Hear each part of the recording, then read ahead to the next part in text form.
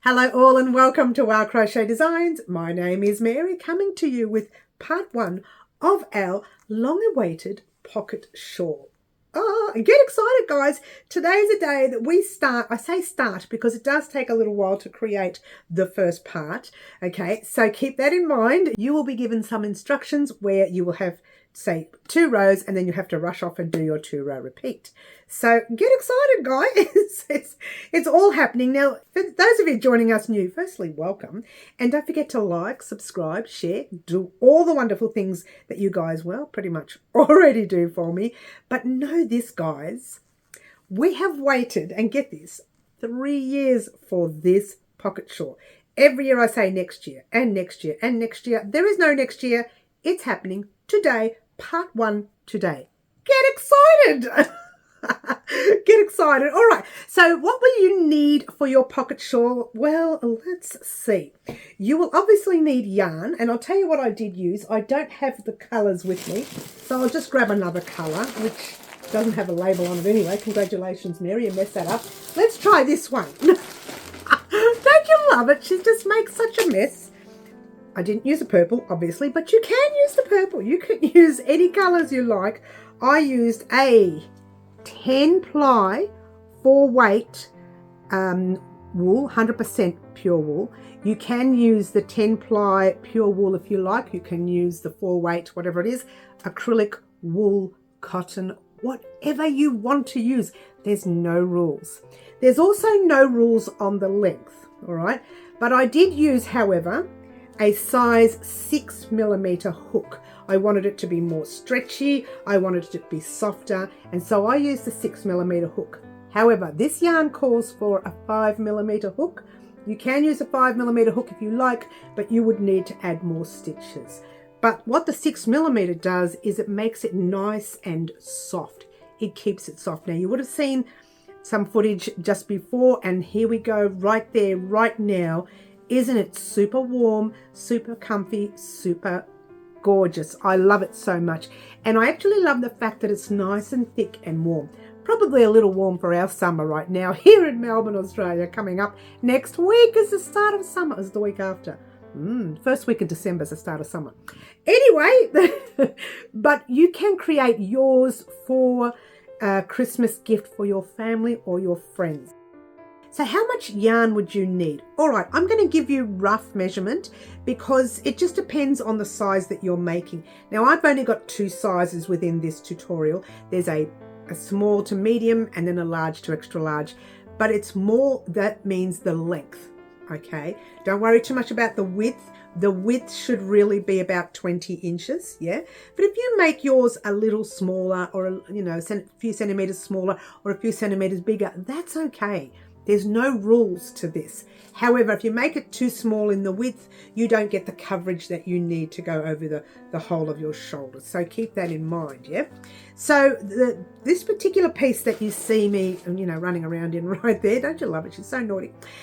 This piece here, it measures 60 inches by 20 inches. Or roughly around 155 centimeters by 50 centimeters. These are rough measurements, and I say rough because you can make yours as long or as wide as you like, and let's talk about that in a moment. But for now, the yarn that you will need, the amounts of yarn that you would need are between, for this color right here, the cream, if you want to call it that, you will need, I have to look at my paperwork, sorry guys, you will need between 400 and 460 grams, okay? And in meters, that would be roughly around 700 meters. These are rough measurements because I made the smaller size. Okay, there's only 2 sizes in the tutorial. So between 400 and 460 is what you'll need. If you're going to make a taller length than what I made, then you would need 460 grams. Again, that would mean about 600, 700 meters, and the yards are here somewhere. Yeah. All right. So that's for the cream. Now I used 200 to 260 grams for the brown. Again, 200 for the shorter length or 260 for the longer length, yeah? And I used 100 to 160 grams of the grey, which is that one there. Again, the 100 would be for the shorter length and the 160 would be for the longer length. So roughly altogether for my shawl, I used 700 grams altogether, or roughly between 1,050 to 1,100 meters. And the yards are here somewhere, yep. If you were to make the longer length, you would need about 1,200 meters, or the yards are here somewhere, or 800 grams. So you would need 4 of these big skeins. Yeah, so these are all rough measurements. It just depends also on what hook size you use, and it depends on your tension as well. Now I know that I used a 6mm hook. I did not use the 5mm hook like it stated, so that made it even longer, like longer in length, wider, and it also made the stitches a little bit more loose, which is gorgeous. I love it. If it's too tight, the pocket shawl, it ends up a little bit shorter. So if you were going to use a 5mm hook like the yarn states for your 4-weight yarn or your 10-ply yarn, yours will be shorter. You would need to add more length, and also you would need to add more width. So keep that in mind. Now you can do this all in one color if you like, not necessary for you to change colors. The reason I changed colors is because I didn't have enough of the cream. So I calculated, well, how much brown would I need? How much cream? How much gray? I think I've got enough. And that's pretty much what I did. All right. So I do give you roughly 2 sizes in length. The width will be the same for everyone. So 20 inches is 20 inches. Yeah. So it'll be the same for everyone. But the length, you will have 2 different sizes. All right. So that's pretty much it. You'll also need your scissors, stitch markers. You'll need plenty of stitch markers because I show you how to count every 10 stitches and pop your stitch markers all the way so you can count your stitches easy at the end by going 10, 20, 30, 40, 50, rather than 1, 2, 3, 4, 5. What time is it? 10 past 6, 6, 7, 10 past 7, 9, 10. You know, it's like people ask you questions, you're trying to count 200 and something stitches and you lose a plot. Well, I do anyway. I hope you don't, and I really lose a plot. All right, so I'm not going to talk anymore. I'm just going to let you get started creating part 1 of your gorgeous pocket shawl. Good luck all. Alrighty guys, we're going to start off with the darker yarn. Yes, so grab the tail end of your yarn and let's get a close-up for you. There we go. Wrap it around your finger twice, so once and twice. You can leave a long tail if you like. That's just for weaving in later. Yeah. Grab that back loop, pass it halfway over your finger.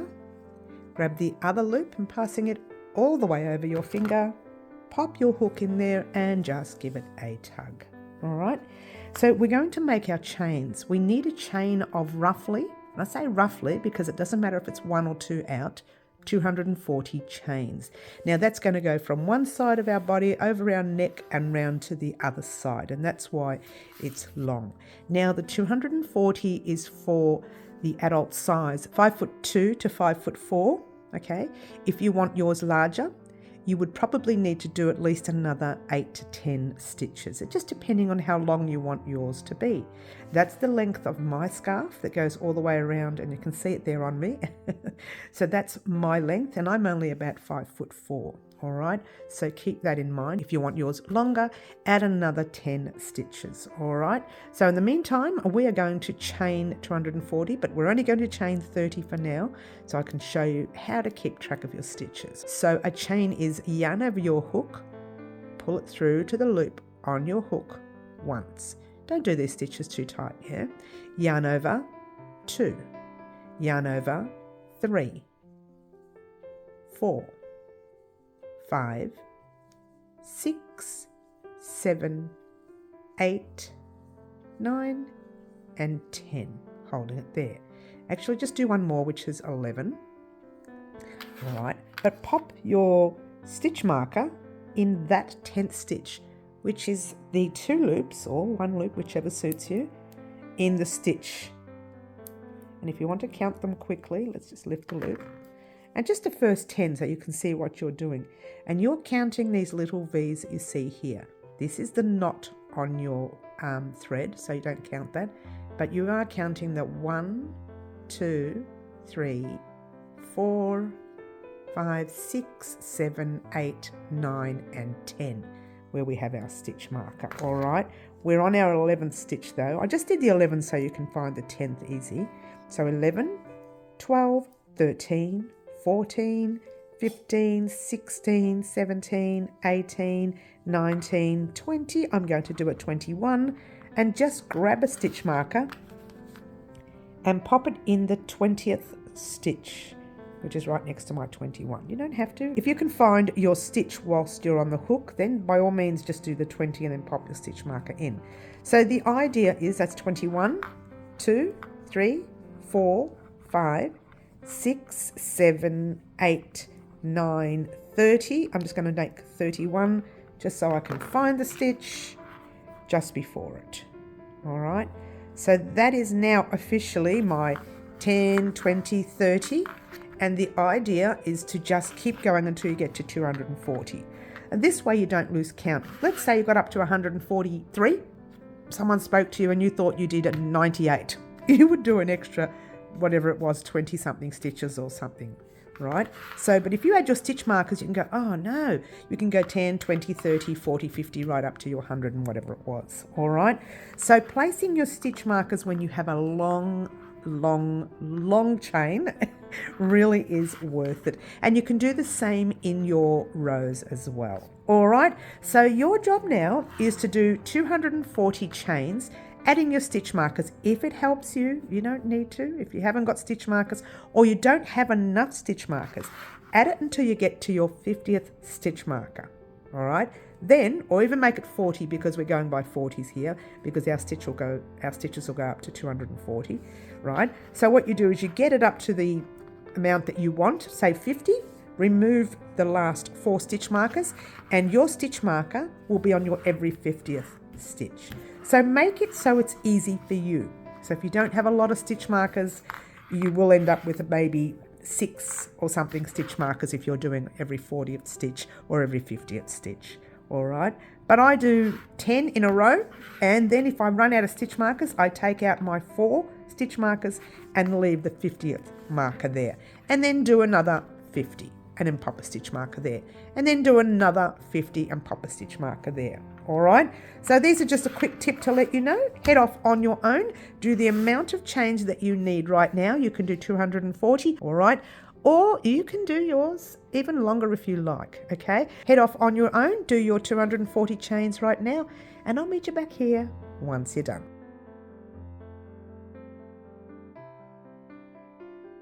Alrighty guys, so here we are at the end of our piece, and I've got 50, 100, 50, 200, 210, 20, 30, 240. Now again, you could have made yours longer, but ours is 240. All right, so I've got my 240 plus that extra 1. So I've actually got 241. So what I want everyone to do is to chain the extra 1. Make sure you've got 241 or 251 or 200 and whatever it is, that extra 1. All right, so what we're going to do now is pop single crochets in our chains. Now you can either pop them in, I'm just going to show you from far away, just when I say far away, just from a far away stitch for now. You can either pop them in the top loop of each stitch across, or you can turn your work and pop them in the back bump of your work where your actual stitch marker is sitting. Okay, let's remove that 1 stitch marker for now. Whoops, don't lose your stitch. Keep it there because you're going to need it in a minute. All right, so make sure you've got your 241 or 51 or whatever.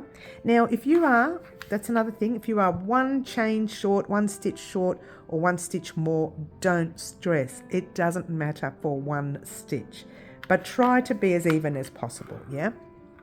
All right, so we're turning our work and we are finding the back bump. If you are new to crochet, just pop your hook in that top loop there and work around. But for the rest of us who know what we're doing, see the little bump right there? I think we can get even closer, hey? All right, so we turn our work and you can see the little bump there. Pop your hook in that little bump, pull a loop through, 2 loops on your hook, yarn over, pull through both those loops. That is a single crochet. So pop your stitch marker in the top 2 loops of that first stitch. I would suggest, even for the more advanced crocheters, to use a stitch marker in this particular tutorial, some piece of thread, paper clip, safety pin, whatever you have, hairpin, just pop it there, yeah? All right, so that's your first single crochet, and now you're going to go in all of these loops all the way across, which is the back bump right there. That will take you a little long. Let's pull a loop through, yarn over your hook, pull through 2. It'll take you a little long to do. Into the back bump, pull a loop through, 2 loops, yarn over 2. So if you are wanting to do them in that top loop right there, I'm going to do one for you. Just in a top loop, 1 and 2. It's so much easier, all right, and quicker.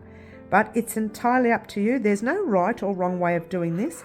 The reason I like the back bump is because underneath it gives the same look as the top of your stitch. That's all right? There's no other reason for it. And that's about it, all right? So I don't think I need to show you really anymore. It's going to take forever to do your 240 stitches. And if you sat there and watched me doing 240 stitches, you would probably fall asleep, yeah? So your job now is to do just that. Now, if you want to keep your stitch markers on every 10th stitch, you can. But once you've got the first row down packed, you don't need your stitch markers. The only thing your stitch markers do is they allow you to see how many stitches you've got every row in case you've missed a stitch. So I'll probably add my stitch markers. We've got 1, 2, 3, 4, 5, 6, 7, 8. Don't split the yarn. 8.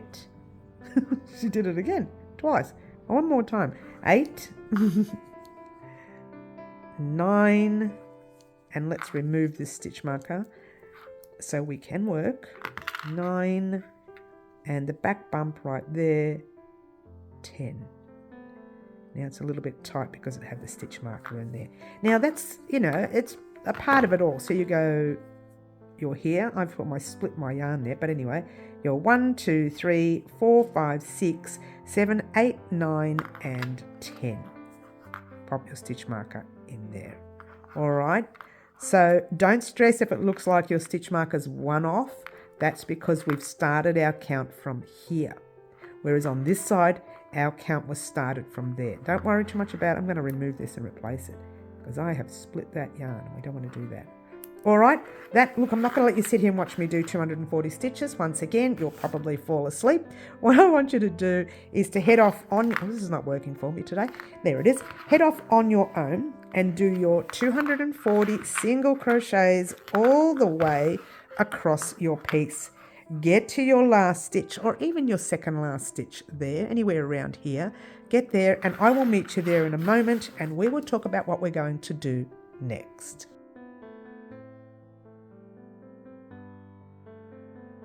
Alrighty guys, here we are at the end of our row. It took forever. It took longer for me because I went in the back bumps and they were a little tricky. So I've got my 50, 100, 50, 200, 210, 20, 30, and I'm about to do my 240th stitch. All right, now if you are 1 or 2 stitches short, don't stress. There's plenty of room in this pattern to be short, all right? So if you worked in the side loops, you would have, say, 1 there, and then you'd have the little knot down there.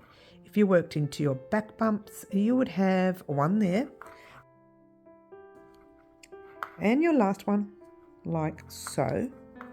And what you would have is that, all right? What we're going to do now, this is optional. It's not necessary for you to do this. I'm changing my colours now. All right, so I'm going to take this last stitch undone again. Now you can keep your colours there. If you're keeping your colours, just chain 1 and turn. If you're going to change your colours like me, all you need to do is start your single crochet, hold your 2 loops. Oh, I've split the yarn. Let's try it again. Hold your 2 loops there. Grab your new colour and pull that new colour through. Now you're going to cut your brown in a minute. So grab everything at the back and just hold your whatever colour you change to. I'm going to call mine, what shall I call it? Grey? I don't know what to call it. Chain 1, I think it's a grey. It's called koala for the actual colour. So chain 1, turn your work. All right. For the next however many rows that you do, all of our crocheting is going to be done in the back loops. That's for each row. But you have a 2-row repeat, and the first row repeat is a stitch called linked double crochet. To start off though, we're just going to pop in the first stitch, and it's not the back loop. The first and last stitch will be in the stitch. We're going to pop our standing double crochet, and that is popping your hook into the same stitch that you are in, ignoring your chain, yeah. Pull a loop through like normal, 2 loops on your hook, yarn over, pull through both those loops. To do the standing double crochet, you need to grab not the top loop, but the base side loop, pop your hook in that loop, pull a loop through, 2 loops on your hook, yarn over, pull through both those loops. And I suggest in this particular tutorial that you pop stitch markers. I think I mentioned that earlier. Just going to take out one of my other ones because I don't have any on the table at the moment, and just pop your stitch marker into the top 2 loops of that stitch that you just created. Now, for the very first linked double crochet, it's going to be a little different than the rest, okay? Just to start and get you into the next stitch, we're going to pop our hook back into the same stitch that we did our standing double crochet with, so right there. So you're not doing yarn over or anything, you're just popping your hook in that little loop in front, yeah? Pull a loop through like so, jump into the next stitch, but we're not just jumping into the stitch, we're jumping into the back loop only of the stitch. Now that's the stitch we would normally go into. There's your front loop, and right at the back, and you can turn your work towards you to find it, you pop your hook in that back loop, pull a loop through, 3 loops on your hook, yarn over, pull through 2 loops left, yarn over, pull through the last 2. That's the only way you can get into your very first stitch from the standing double crochet.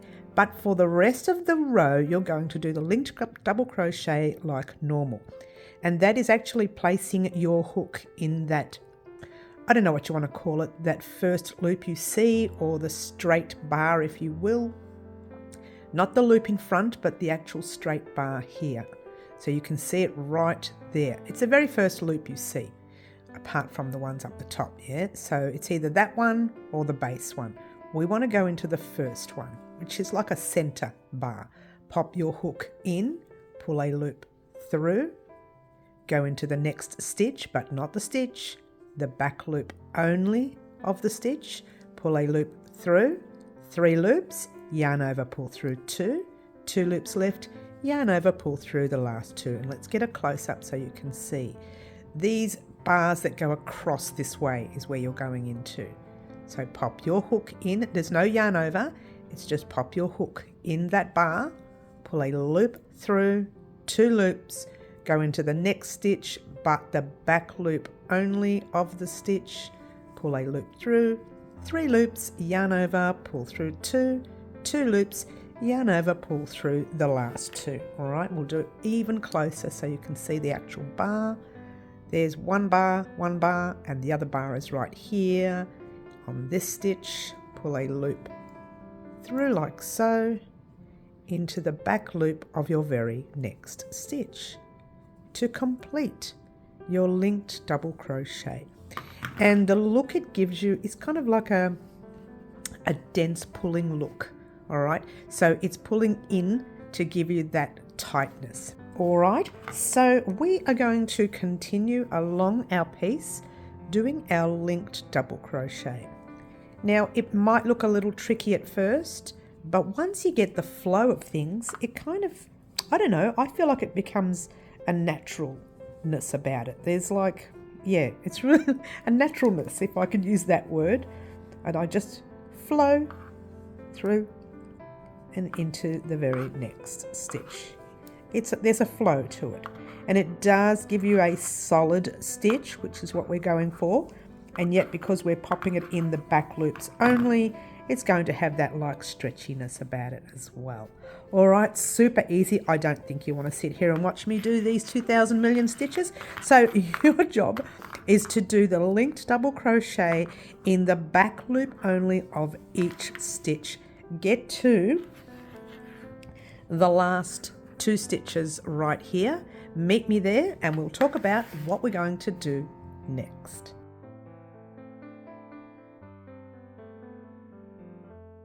Alrighty guys, look how big this is. Oof, that just took forever, didn't it? I'm planning on timing myself soon to see how long this takes me to get done. I'm curious.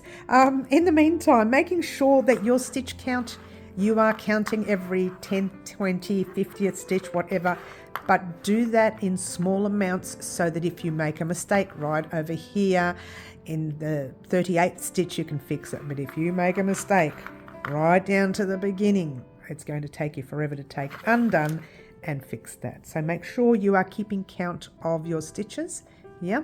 All right. And the other thing I wanted to show you just real quickly, the tip I found whilst doing this stitch, which you can use not for the next round, but the round after, is that if you pop your work to the side, you can work along that way like normal, and it's a lot easier. Now I'm on my second last stitch. We're doing our normal back loops as normal, but in the last stitch we're going through the whole stitch.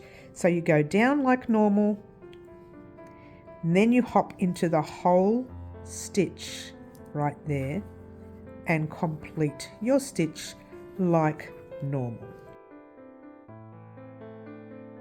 Very important to go into the stitch for the last one, as if you don't go into the stitch, it kind of leaves a really big hole there, and which we need later for crocheting around, so we don't want a hole. Now we're going to chain 1, simple row this one, you're going to love this one, single crochet in the very first stitch. All right, we did single crochets down here. You know what to do. You pop your hook in, pull a loop through, 2 loops on your hook, yarn over, pull through both those loops, and yes, we are still using the same color for this row. All right, and this, by the way, is your second row repeat. That was your first row repeat, this is your second row repeat. Now once again, we are going to do single crochets into each stitch across, but we are going to pop them in the back loops only. All right, so this whole tutorial, you will be doing your crocheting in the back loops only. In the first round, you're doing the linked double crochets. In the second round, we are doing our single crochet. Hook in, pull a loop through, 2 loops on your hook, yarn over, pull through 2. And that is pretty much the basic stitch all the way across. All right, it's very, very simple to do this row. You're going to love this row. You will fly through this row.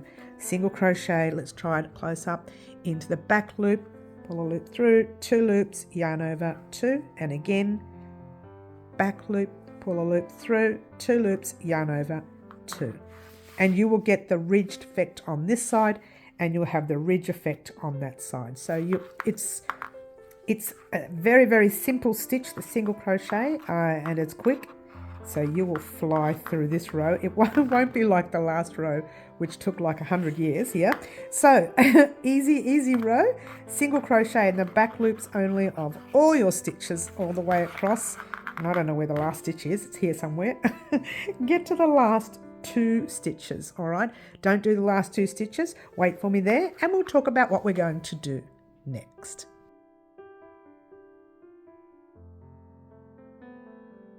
Alrighty guys, here we are at the end of this row. Now, didn't it go so fast? Yes, it did. I love the single crochet rows. Okay, all right, so I have 2 stitches left. You're going to single crochet in the back loop of your second last stitch. Now your very last stitch is the one with the stitch marker. You're going to do a single crochet in there, but we are changing to the lighter color, which is called stone. Now, if you don't want to change, then you don't have to, but yours truly is going to change. And I'd like to do the change of colors always on a single crochet row. It's a lot easier. So you start your single crochet in the whole stitch, not the back loop, the whole stitch. Pull a loop through. You've got 2 loops there. We can remove that stitch marker for now. Just get it out of our way. That didn't work. Let's try it again. All right, so pop the tail, your working yarn in your hand, grab the tail of your new colour, pop it over the hook, pull the loop through, hold everything at the back there for the moment, chain your 1, and once you get that chain through, yep, turn your work. Now you're going to repeat these last 2 rows that we did. So the very second last row you did was the linked double crochet. So what you want to do the linked double crochet again, to start it, you're going to pop your hook in the same stitch you are in, not the chain, but the actual same stitch. Pop your hook in, pull a loop through, 2 loops on your hook, yarn over, pull through both those loops. Go into the side base loop right there, pull a loop through, 2 loops on your hook, yarn over, pull through both those loops, grab your stitch marker, I don't care which one I use, just grab your stitch marker, and then you can continue once again to do your linked double crochet. The first one we do is a little different because of the way the stitch is created. Pop the hook in there, pull a loop through like so, turn your work to the side, remember, and we're going to use our back loops only. All right, now you know how to do this. It's your 3 loops, yarn over, pull through 2 loops, yarn over, pull through the last 2. You know how to do this because you've done that here. So just pop it down the base of that side stitch, pull a loop through into the back loop of your next stitch, and off you go doing your linked double crochet row. All right, it's a very basic row, but it's just, you know, you've got to remember where to pop your hook, and that's all.